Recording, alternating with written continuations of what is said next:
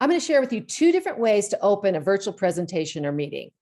And then I'm going to let you decide which one is more engaging or compelling as an audience member. Are you ready? Okay, here's the first one. Harvard Business Review found that it is more difficult to build relationships virtually than it is face-to-face. And of course, that's bad news if you're in sales, where new relationships are the lifeblood of your business. So we're going to look at today some techniques to help you build those virtual relationships and why it's simply not enough just to turn that camera on.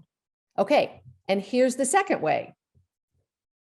Harvard Business Review found that it is, in fact, more difficult to build relationships virtually than it is in person.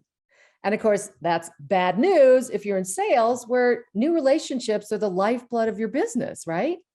So what we're going to look at today are some virtual techniques that can help you build those virtual relationships and why turning on that camera simply is not enough.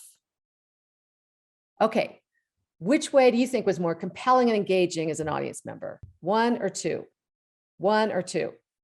2, right? Why? Because you can see me, you can see my expression, you can see my eyes, you can connect with me as a real person, as opposed to this tiny little character up in the corner of your screen and a slide that's pretty innocuous, isn't it?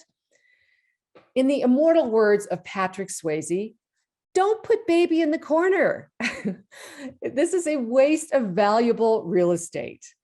The purpose in those first few moments of your meeting, your presentation, is to form that connection with your audience. And to do that, you have to be as visible as possible. We need to see your eyes, your facial expressions, your body language. And it's very difficult if you're just a tiny little caricature in the corner. So video is different than in person, and we need to make those adjustments to really engage our audience and to connect with them. So rethink your slides, go full video when it makes sense to really connect with your audience, and you'll see a dramatic increase in engagement in your presentations and meetings.